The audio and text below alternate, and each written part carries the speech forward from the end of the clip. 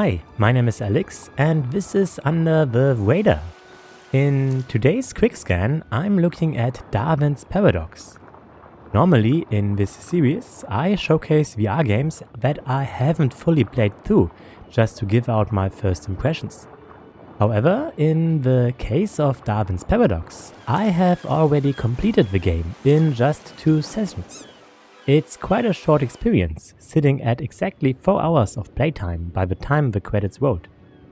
Since the game was made in Unreal Engine 5, it worked right out of the box with UEVR. I also used a profile I found on Discord made by Kaiser Sauce, which zooms the camera in while the HUD stays in place. Just a heads up, I played the game mostly on DLSS performance. I only found out later that DLSS Balanced is actually the best setting for smooth movement and clarity. So if you set this up yourself, the game might even look better than it does on my recording.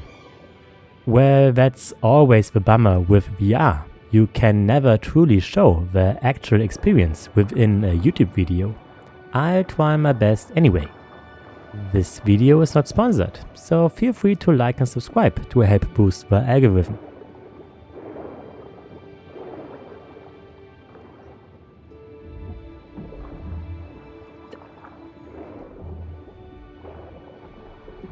Darwin's Paradox is a Konami game where you play as an octopus trying to find out what's going on in the world. Suddenly, a strange food company rises to power and takes your best friend away. Your job is to infiltrate their base and rescue your bestie, while perhaps also uncovering what's lurking in the company's shadows. Sound familiar? Well, there's a demo on Steam that showcases the first level of the game, which is filled with Easter eggs and nods to Konami's biggest franchise, Metal Gear. This definitively made me smile since I grew up with Solid Snake. The full game has those levels too, but they removed the references.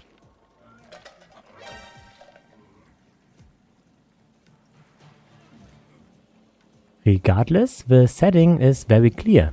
It's a stealth infiltration game where you sneak through the levels. If you get caught, you die and respawn at a nearby checkpoint. This game might not be for everyone. There isn't any hardcore action involved. It's more on the cozy side. I played the game on a Sunday afternoon, and that felt like the perfect timing for a game like this. But don't get me wrong, in the second half of the game, the difficulty ramps up and you have to go through certain passages multiple times to reach the next checkpoint. Fortunately, unlike other games like Returnal, dying isn't a complete waste. If you die, you learn for your next try, and then you try out different movements and timings to get to the next screen.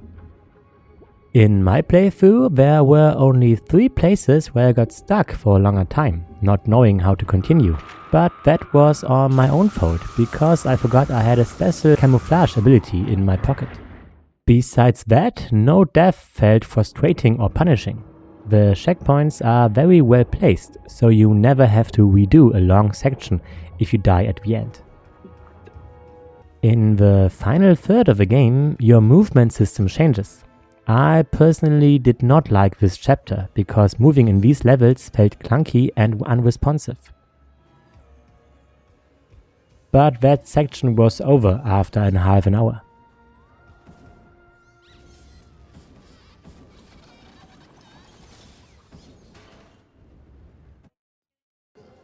While most of the gameplay is a cozy stealth puzzler, there are also boss fights where you have to be quick with your maneuvers and learn the paths.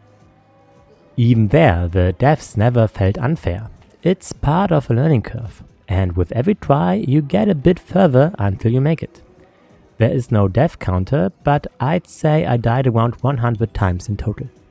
Maybe this game is also something to show your kids if they want to experience a funny VR game. The game does not take itself too seriously. There are collectibles like posters and decorations with funny text. I don't know if anyone else remembers this game, but some sections gave me genuine Apes Oddworld vibes. Follow me. Anyway, let's get into the VR aspect of a game. The game is a side-scroller, so why should you play it in VR? Well, first of all, yes, while VR doesn't totally change the perspective, it's still a side-scroller, but I felt much more immersed in the world. Being able to look left and right made me focus more on the little details I would have just passed by if I were playing on a flat screen. Keep in mind that in VR, everything becomes a bit larger than usual, and since the world is fully rendered in 3D, you can move your head, zoom in and out, and see into the distance to see what's coming up next in the level. Of course, looking behind you usually reveals nothing or unfinished textures, just you wouldn't see anyway. But most of the time you can stay focused looking straight ahead. Speaking of focus, being in VR is also a great way to play because you aren't tempted to pick up your phone for doom scrolling. It's your peaceful escape into a non-distracting gaming world. And there are some levels that truly shine in VR. For example, in one of the first levels, you dive into a very dark cave. In order to see your surroundings and not get eaten by vicious rats, you have to coat yourself in neon glowing ink. This level looks great in VR, seeing total darkness except for your light-emitting character. I don't have my PSVR 2 at home right now, so I played on my Quest 3, but I think this level would look very impressive on an OLED screen where blacks are truly black.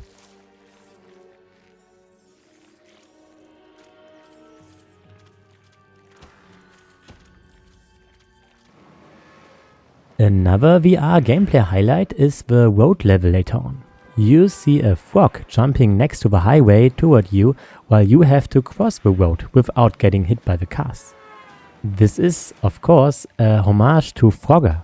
The cars actually drive past you. It's like being inside the traffic and you really don't want to get hit. It's like being in a 3D movie, but the cars feel alive right next to you. Fun fact. The original Frogger was also developed by Konami, just like Darwin's Paradox. Another honorable mention for why I like playing in VR is the scene where you enter the industrial oven for the first time and you see that fire pit. The camera even tilts for a more dramatic effect. This really changes the tone of the game and looks amazing in VR. All in all, the textures and lighting effects are very well done. Yes, the world is very cartoony, but some elements have a real feel to them.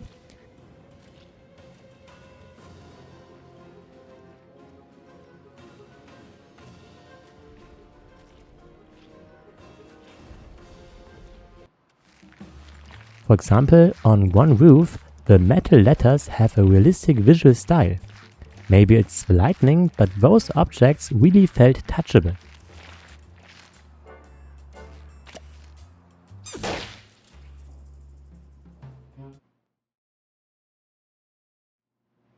Once you are out of the basement again, a lot of chaos emerges and you have to run to save yourself from collapsing towers. Here in VR, you can actually see the full scale of the towers as they collapse like dominoes. Some people would call it epic. It's a truly gigantic level size with your tiny octopus just trying to survive and not fall to his doom.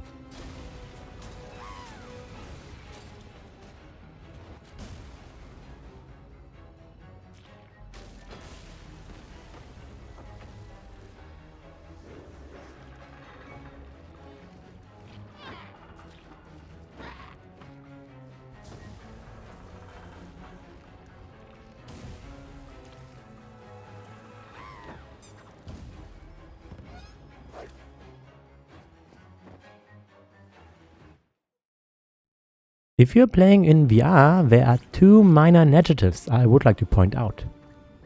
First, the cutscenes. There aren't many, a few in the beginning and then much later for the ending, but these cutscenes only play in one eye and only show half of a frame. This can ruin the immersion, but it's not game breaking. You still see half of a scene and the audio is perfect.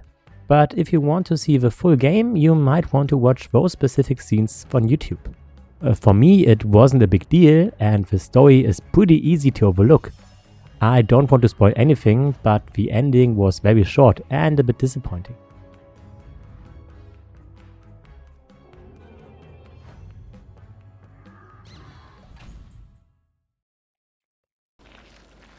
Another thing you should know is that you have the ability to spit ink to blind cameras or cloud the water so lasers can't see you. To shoot, you have to aim at the object. You get a crosshair for this, but the crosshair is slightly offset from your actual view. If you want to target a specific object, you have to aim a bit further to the left than what you see. Once the crosshair is over the object, it locks into place, which helps. Once you realize there is an offset, aiming becomes much easier. I remember only one level on a moving platform where you had to shoot your way out, and that took a few tries, but it's definitely doable in VR. So besides those two negatives, the cutscenes and the crosshair offset, the game runs perfectly. I finished the game in 2 sessions during the Easter holidays. There isn't much replayability here. You can replay chapters to find hidden collectibles, but I was fine with just going through the levels.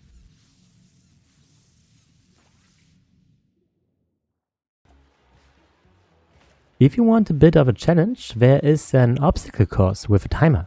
I did multiple times and my best time was 1:47.76. It's a decent time, but try to beat it.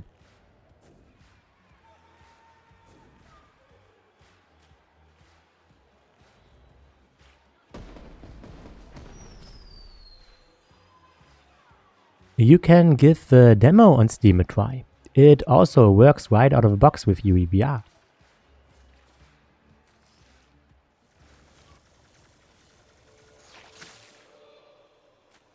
And if you liked my quick scan, thank you for watching. Every like and subscribe is a massive support for this niche channel. So no matter which ocean you fish in, safe travels.